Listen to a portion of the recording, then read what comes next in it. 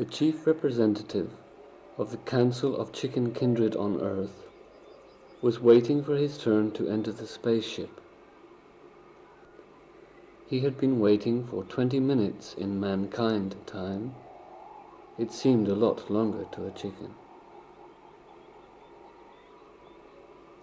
The spaceship had landed over an hour ago, but the inhabitants had had some trouble with the lock, and it had taken 40 minutes to get the door open. The inhabitants of the spaceship were by way of being contacts for the elders of Pre-Dominion, who, enigmatically, did not exist, yet were wholly responsible for all the love and peace situations in the universe. These contacts, called Watchers, landed on every inhabited planet on a rotation, which meant that they called on Earth every second Thursday at 4 o'clock in the morning. Not, you will admit, the best time to be at your best, which is exactly what the representative of the Council of Chicken Kindred wished to be.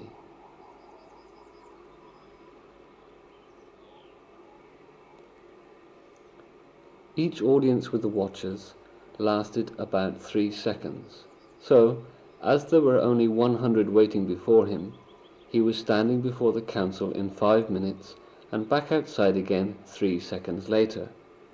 He had not had time to open his beak, but the Watchers knew what he wanted. It was the same old story. The chickens questioned their destiny.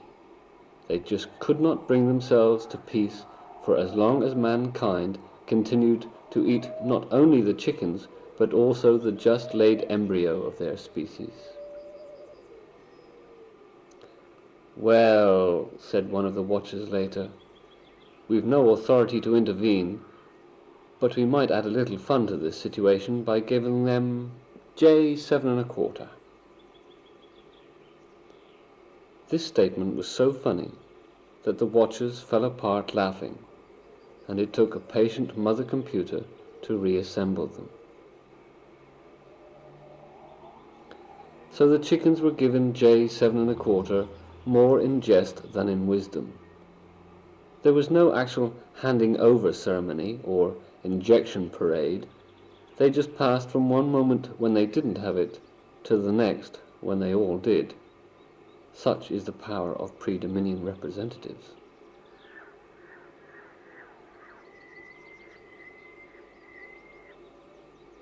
The spaceship left later on fully automatic, as the Watchers had fallen apart again when they realized that they had forgotten to tell the chickens how the power they had just received would manifest itself.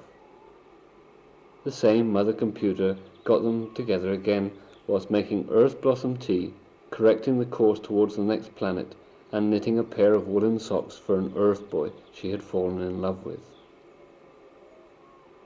The chickens were strutting about, acting as though they'd really got what it takes, which wasn't too cool, as destiny would have it, fashion food amongst mankind was chicken legs dipped in batter, breadcrumbs, and then in hot, deep fat.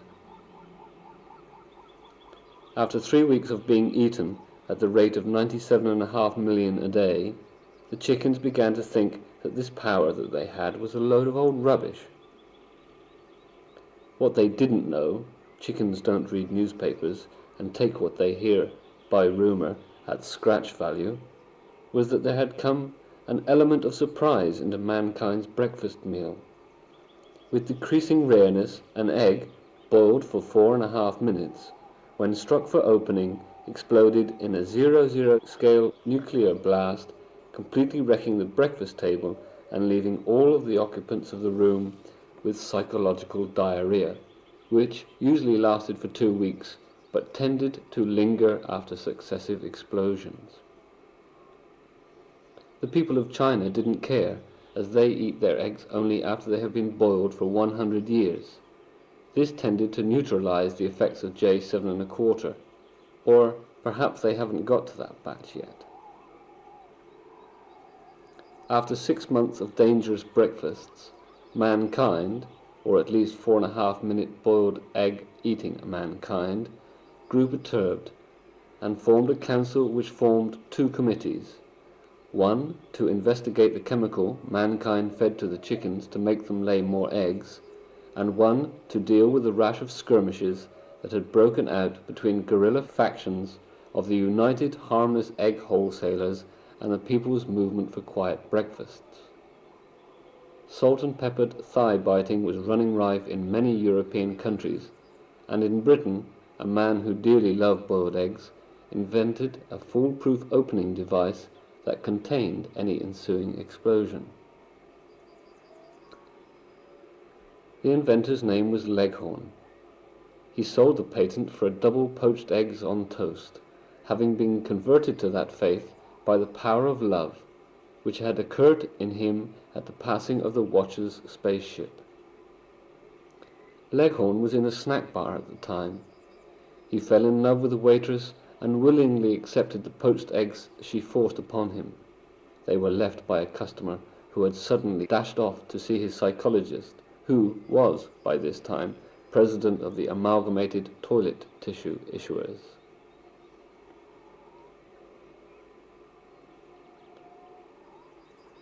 Fallowfield, a stupid rustic, decided to quit the city life and return to the country, out of harm's way, so to speak. He pitched his tent in the exact spot where a spaceship landed on its visits to Earth. Ooh, there's a little bit of suspense for you, but keep cool because the spaceship isn't due for another 9 days yet. Fallowfield spent his days in idyll, until, slowly, he began to wonder about the wildlife in his vicinity. What really woke him up was the Yeti wandering about, bumping into things and moaning. Fallowfield, being in possession of a little medical knowledge, spied the signs and symptoms of severe headache, the most obvious sign being that at some time or another the Yeti had been scalped by an enterprising Sherpa.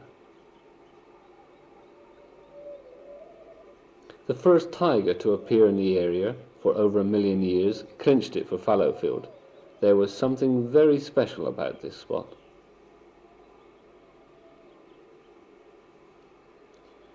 In a period of 7 days, the whole area became filled with every conceivable species of life. They lolled around and practiced the speeches they were to make to the Watchers. Most of the speeches were complaints about destiny and against mankind. The noise and confusion grew so great that Fallowfield moved his tent to a spot out of earshot. All night he could hear 500,000 barn owls practicing their speech about the sad lack of barns. There were 500,000 of them, as they couldn't decide on one spokesman, so they all came.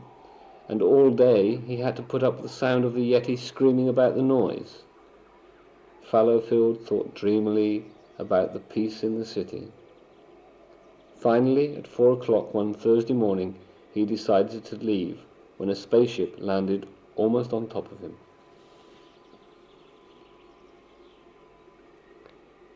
He tried to reach his best friend by telephone, but the batteries in his field telephone were flat, as his wife had been using them in the electric toothbrush she used to polish the floor.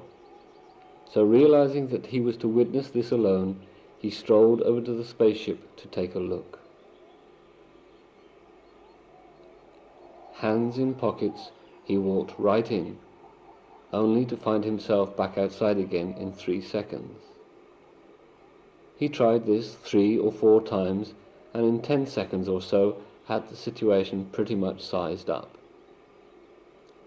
He walked to the back of the queue of animals and waited behind a beaver who wanted to lodge some complaint or another.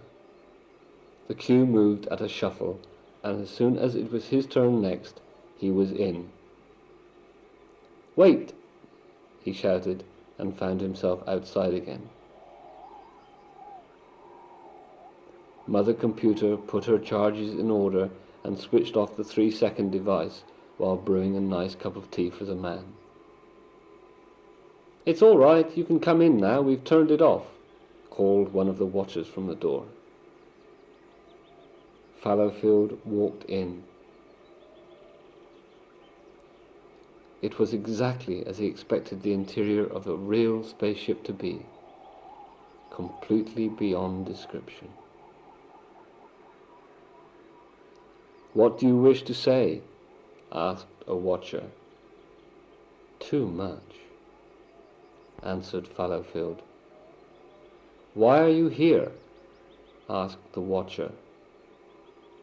"To escape from exploding boiled eggs," replied Fallowfield innocently. The mother computer gave her charges a stern frown to let them know that she felt that this was not a laughing matter. "Then why do you eat them?" Fallowfield was asked. "Because they are nutritious," he replied. "Well, you will be pleased to hear that we are turning off the power on the request of the chickens themselves. It appears that mankind committees have decided to stop adding calcium to the chickens' food, and eggs have become so brittle that they are exploding at the moment of laying. It didn't take too many sore chickens to send their representatives back to us again. So all is restored to normal in that area. Is there anything else you wish to ask of us?" "No," said Fallowfield, and found himself outside with the door closed. An instant later, the ship had gone. The chickens had forgotten about the whole matter already and were back in their yards pecking calcium-enriched corn. The beaver was in Paradise Pond, spitting on his teeth and sizing up the direction of fall. The Yeti sat on the top of a mountain, far enough from Everest to avoid the tourist noise, with an ice bag on his head, carefully pressing flat the brim of the scout hat he had been given by the watchers. Fallowfield walked back to his tent. He opened, warmed, and ate a tin of chicken soup, then went to bed to sleep until late in the afternoon.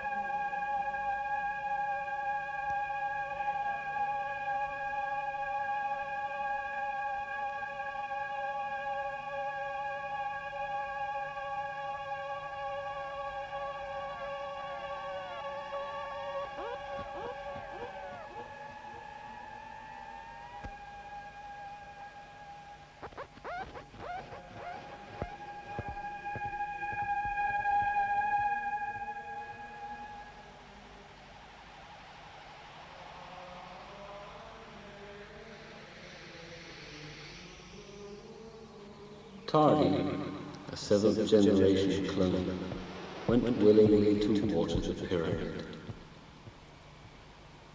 Through a device of devious ducts, the water from his can ran from the top of the pyramid to the habitation of the vegetation thereabouts, including the rooting of a tree that bore a bunch of bananas.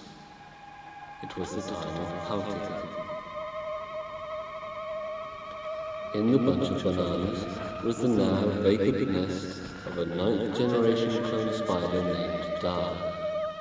This spider, Da, had died beneath the foot of Tardy, who had done his religious duty in wrestling with and stamping upon Da for committing the sacrilege of building his nest in the Don Tutu, or sacred banana bunch. Da had intended no breach of custom. He was merely a victim of the acute nesting shortage. He had resisted ejection spider venom and had even managed to fang and to pump poison into Tardy's transparent skin. He died considering the complot that the venom of ninth-generation clone spiders is totally harmless, and that seventh-generation clone men are resistant to everything, albeit somewhat dumb. and suitable only for tasks considered unsuitable for those with a mentality able to sustain work. Tardy went on his way, praising the God that gave him the sole of his left foot, and thanking the same God for giving him the opportunity to show just how faithful a servant he was to quite another God. He died in agony on the temple steps, because I lied about the venom and the immunity. A watering can clattered on the stone, breaking the sacred still. A bunch of bananas brushed themselves off and settled again to await the night of the Virgin.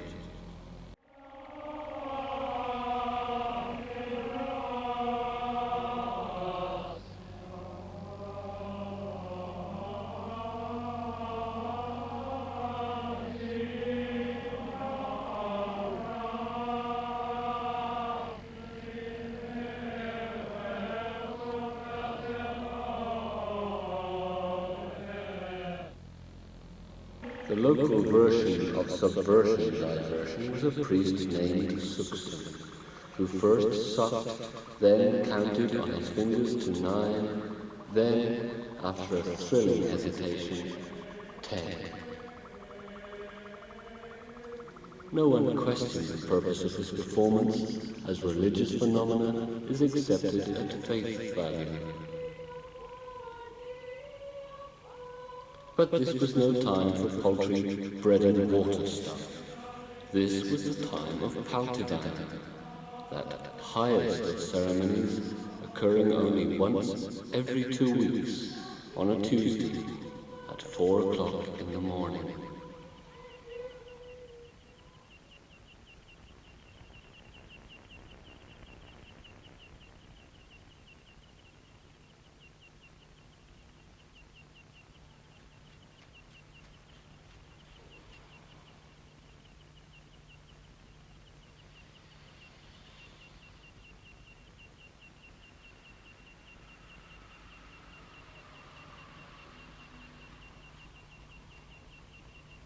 A mobile road inspector named Duff was dossed down and kicking. It had been a hard day.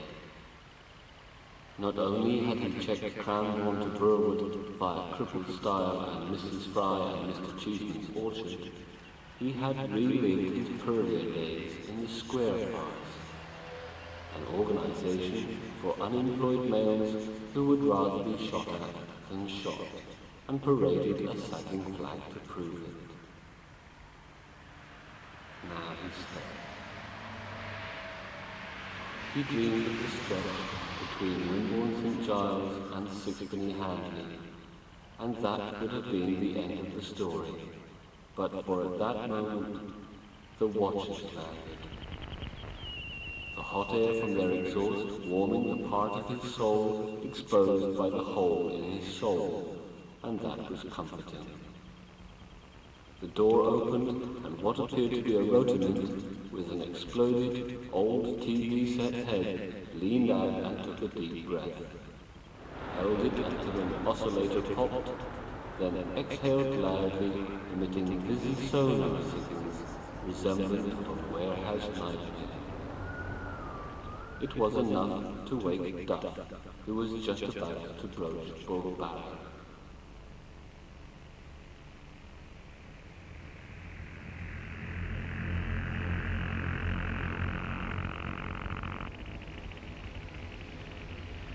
Duff approached consciousness with a suspicious cough. His right hand rummaged the pocket and located a match head and microchip of matchbox. Reality was on its way in and presented itself when the only thing the left hand found was a filter tip. The tobacco was now in irreversible mix with the rat poison pellets Duff threw at anything bigger than a bedbug on its approach.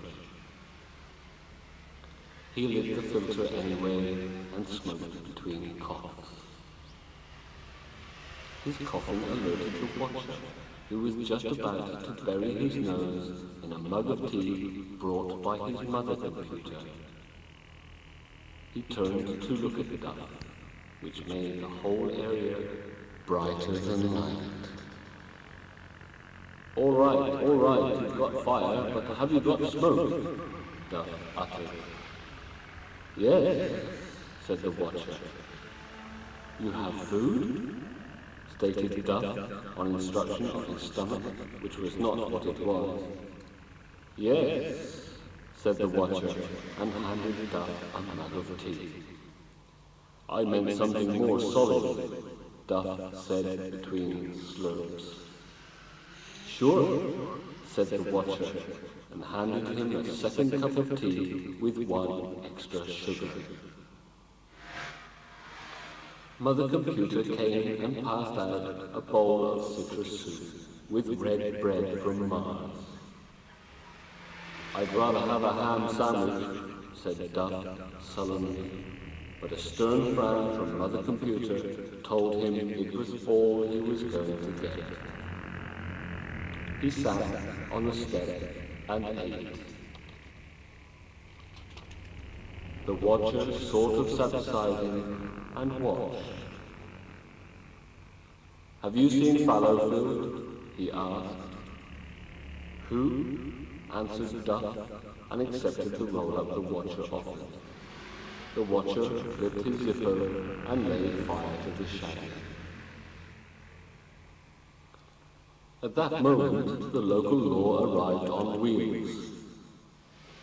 He alighted, locked up, and proceeded to the scene. He stopped, surveyed the situation, summed up, and assessed that this was a hippie drugs sex party on his patch. You're all under arrest, he quoted. The watcher instantly imprinted the reality of the situation on the policeman's brain, who then gratefully accepted a mug of tea, ciggy and all. After 20 minutes or so had passed, there were about 40 people sitting on the grass, sucking on the weed and sipping on tea. They were all hyperventilating over expected press possibilities. Mind cancer claimed much territory.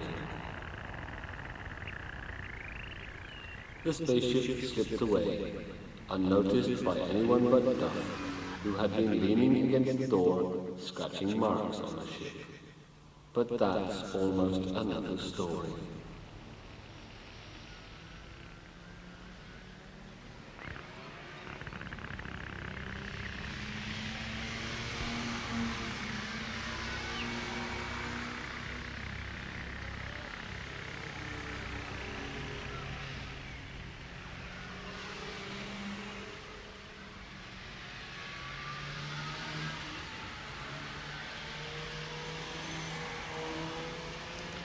Swaying in the evening breeze that wafted the whiff of decomposing clone past the nostril of Suxon, was the topmost branch of a tree once struck by lightning, but now barely bearing the weight of a 2-day-old giraffe waiting to pounce on any anteater on his way to the optician to seek a cure for his snow blindness.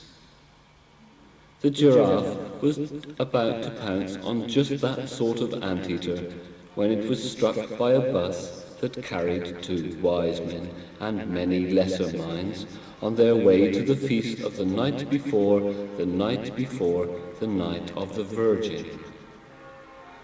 The wheel of the bus ran into the hole left after the building of Everest, the shock causing a chicken sitting in the luggage rack to shit on the head of one of the wise men. Wonderful, exclaimed the anointed one. Wonderful, inquired the unanointed. Wonderful to live in a country where it is forbidden to put elephants in the luggage rack. Give me your handkerchief. Meanwhile, Back on a quiet farm in Bavaria, the Brenberg Bouncers scored a leap against the Regensburg Rutters in the fascinating game of mole-a-mound bounding, played between up to 9 teams of 37 farmers, all of whom are required to down 10 litres of Postmeister beer before the off. It is a vigorous and energetic game that probably has its roots in the worship of the pagan god Irrigant. Down quite a bit and somewhat to the right sat a bewildered Bedouin who had just discovered that he loaded his rifle with hashish and his pipe with gunpowder. He had been on his way to Paltivan, but didn't make it.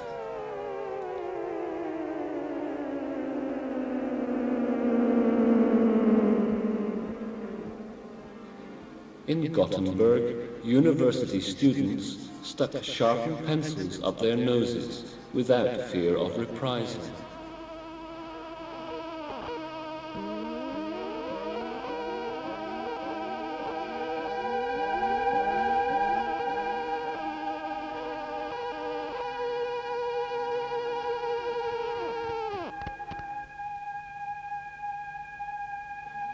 In Recife, a Brazilian ethnic musician made the sound of a guitar through his teeth whilst scratching his belly button with his right hand and rolling a fat joint with his left. With his teeth, he practiced a reggae riff. With his right hand, he eased his indigestion. And with the joint, he continued to avoid reality for a little while longer. The concert hall in which he performed was packed with an audience who similarly had nothing better to do.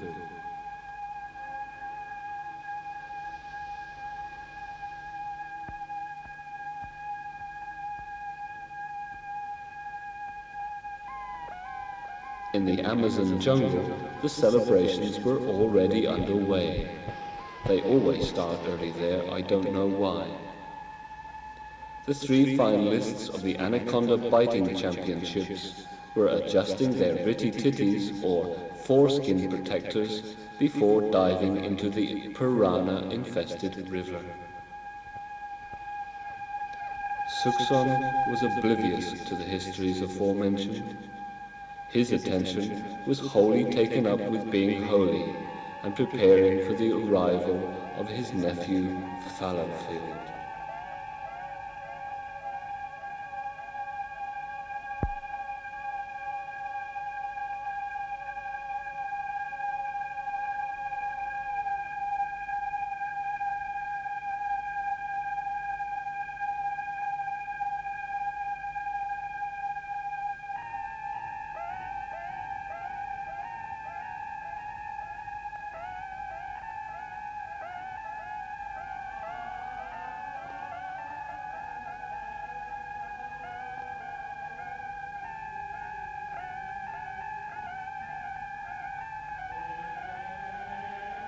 Having carefully closed the container of his collection of rainbows, Fallowfield applied the labels the travel agent had given him to his field telephone and to himself, and donned his not quite army surplus jacket and set foot towards the airport. With the maximum of delay, he was sitting in his seat, flying through the air, eyeing the bag. Boredom, being inseparable from all means of travel apart from foot and bicycle, Fallowfield enjoyed the ride immensely. And in 4 words, he was standing at the base of the pyramid by the tree bearing the Don Tutu or sacred banana bunch. He reached out to pick one, as the flight, although taking his time and money, had left him with his appetite, and here was a way to absorb some energy. He selected the biggest banana, gripped, then changed his mind and decided to look for his uncle, who might have something more suitable for a vacated stomach than bananas, as Fallowfield, being in possession of a little medical knowledge, knew that bananas can be very heavy on the digestion.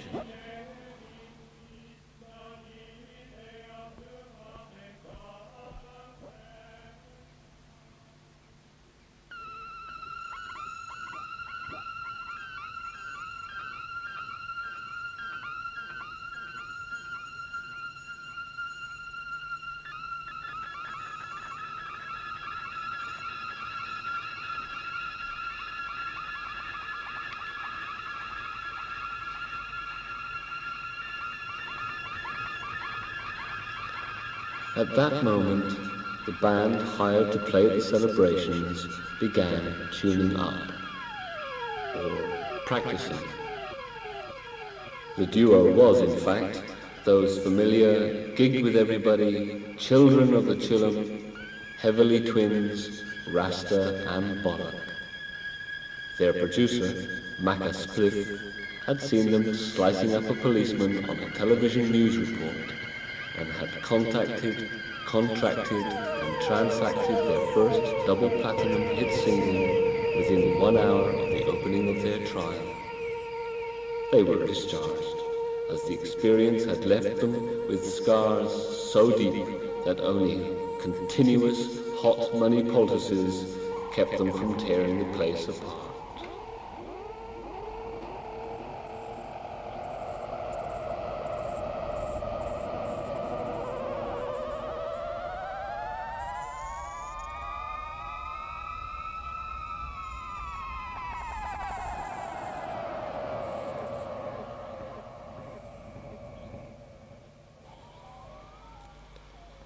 Fallowfield found birdsong better. He took a sip from his hip vacuum flask of tea and, beginning with an A, ascended the lower slopes of the pyramid. His uncle met him on the first level and led him to a lower temple that served as his lodgings.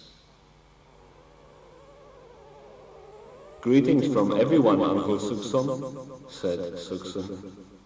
"Happy Paltavan, Fallowfield," said Fallowfield, and helped himself to a ripe concubinate.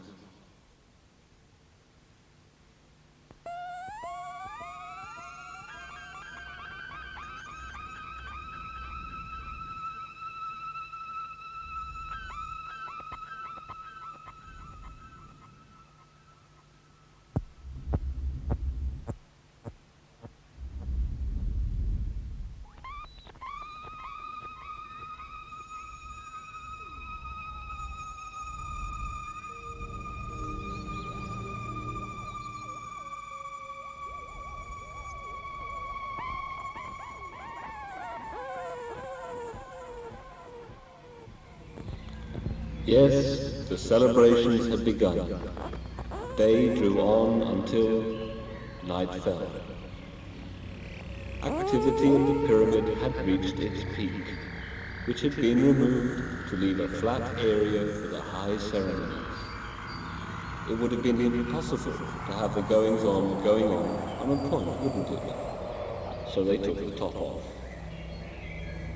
Sukson's 7 sons, serving as sacrament bearers, swept the space spotless, to avoid any repetition of the debacle of the previous appearance when, owing to a strategic strike by sweepers, the assembled devotees were sandblasted at the landing of the spaceship.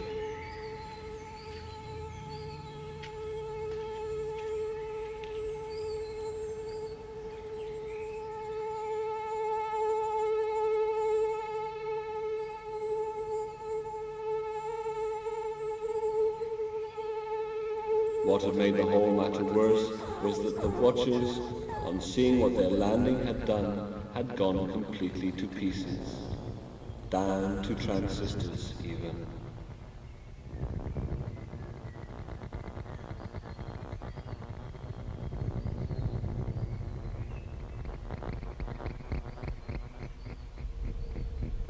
Mother Computer had her mind elsewhere as she was fixing a pair of curtains for a porthole.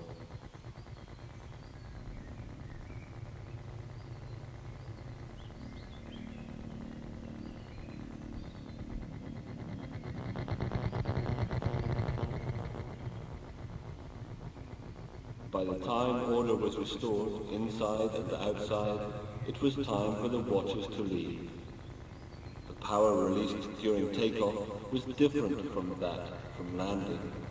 This time there was no dust, but a stationary wind, so strong it stripped all the priests and priestesses of their robes, transforming them into naked men and women. The watchers had left, so the people looked around for something else to do. The whole thing became very sordid.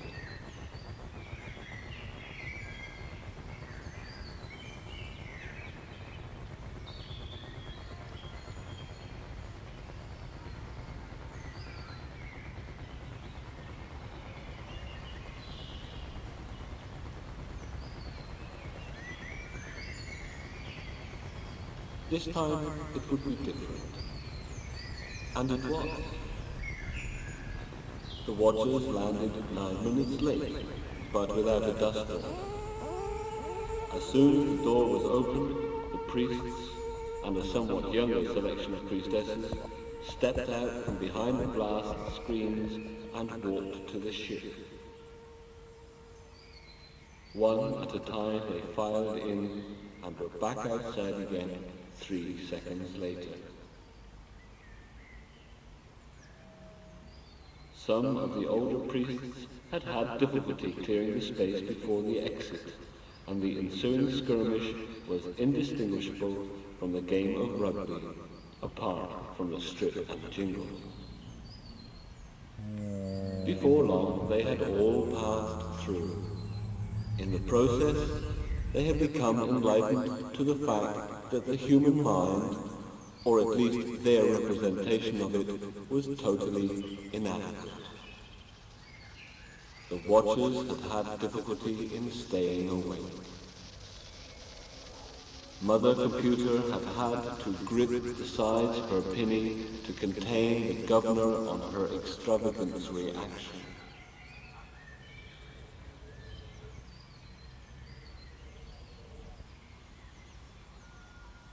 The enlightened ones stood around the spaceship in expectation of takeoff. But it didn't go. One of the watchers leaned from the door, mug of tea in hand thing, and beckoned Suxum with his forefinger thing. "Where's Fallowfield?" he asked. Suxum was shattered. "You want a sacrifice?" he sputtered. "Fetch Fallowfield," said the watcher and Suxum simultaneously.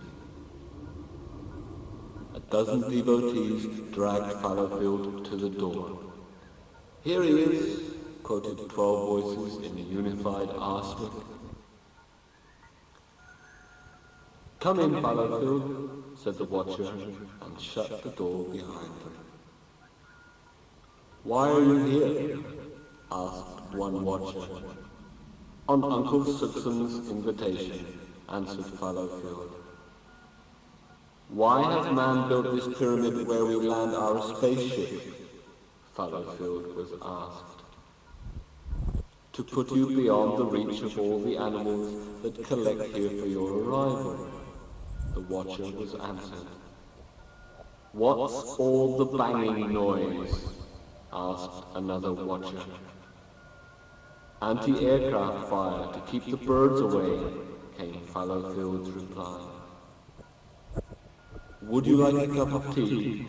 asked Mother Computer. "Oh, yes, please.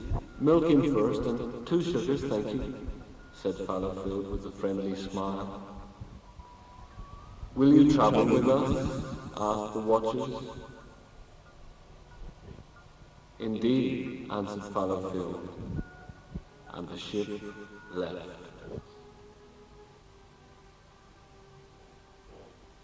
The enlightened ones returned to their homes, deeply involved in illusion. Suk wondered how he was going to inform whom. Rasta and Bollock were as high as the sky and then some, and in Holland, a large electronics firm was sponsoring a television program with the audience each autographed a slip of paper which was collected and then computed. The computer selected the 4 most interesting personalities from the audience, who were then interviewed by a sadomasochist who regularly rigged the computer to ensure plenty of sport. History had won another day. "Hey," said the spokesman for a bunch of bananas, "what about the Night of the Virgin?"